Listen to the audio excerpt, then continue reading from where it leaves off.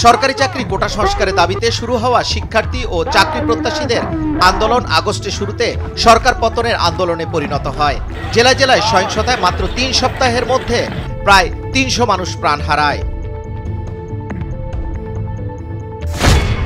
এই আন্দোলনে ঢাকার মোহাম্মদপুরে পুলিশের গুলিতে এক দোকান মালিকের মৃত্যুর ঘটনায় ক্ষমতাচ্যুত সাবেক প্রধানমন্ত্রী শেখ হাসিনা সহ ৭ জনের বিরুদ্ধে একটি হত্যা মামলা আবেদন করা হয়েছে আদালতে। গুলিতে নিহত মুদি দোকানের মালিক আবু সাইদের শুভাকাঙ্ক্ষী SM আমির হামজা ১৩ আগস্ট ঢাকা মহানগর হাকিম রাজেশ চৌধুরীর আদালতে এই মামলা দায়ের করেন। শেখ হাসিনা ছাড়াও আওয়ামী লীগের সাধারণ সম্পাদক ওবায়দুল কাদের, সাবেক স্বরাষ্ট্রমন্ত্রী আসাদুজ্জামান খান কামাল, পুলিশের সাবেক মহাপরিদর্শক চৌধুরী আব্দুল্লাহ আল মামুন, ডিএমপির সাবেক কমিশনার হাবিবুর রহমান, অতিরিক্ত কমিশনার মোহাম্মদ হারুনুর রশিদ এবং যুগ্ম কমিশনার বিপ্লব কুমার সরকারকে আসামি করা হয়েছে মামলার আর্জিতে।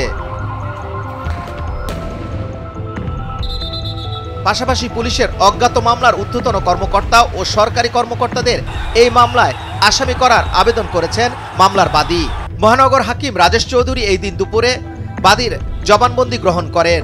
অভিযোগটিকে হত্যা মামলা হিসাবে গ্রহণ করতে মোহাম্মদপুর থানাকে নির্দেশ দিয়েছেন CMM কোর্ট। গত ৫ আগস্ট আন্দোলনকারীদের ঢাকামুখী লং মার্চের মধ্যে শেখ হাসিনা পদত্যাগ করেন এবং ভারতে চলে যান। এরপর তার বিরুদ্ধে এটাই প্রথম মামলার উদ্যোগ। মামলার এজাহারে বলা হয়েছে, কোটা সংস্কার আন্দোলন চলাকালে গত ১৯ জুলাই বিকেল ৪টার দিকে পুলিশ শিক্ষার্থী ও সাধারণ মানুষের উপরে নির্বিচারে গুলি চালালে আবু সাইদ নিহত হন।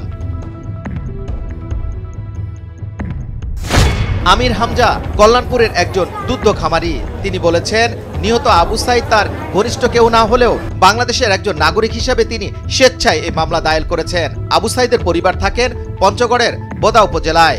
মামলা দায়ের করার মতো অবস্থা তাদের নেই বলেও আমির হামজার ভাষ্য। সাবেক প্রধানমন্ত্রী শেখ হাসিনার বিরুদ্ধে কেবল দেশে নয়, মানবাধিকার লঙ্ঘনের অভিযোগে আন্তর্জাতিক আদালতেও মামলা হবে বলে জানিয়েছেন স্বরাষ্ট্র উপদেষ্টা ব্রিগেডিয়ার জেনারেল অবসরপ্রাপ্ত M সাকাত হোসেন। তিনি বলেন, তাকে বিচারের মুখোমুখি দাঁড় করানো হবে।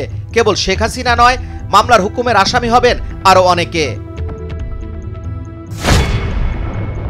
যুবরাজ ফয়সাল, ভোরের কাগজ, ঢাকা।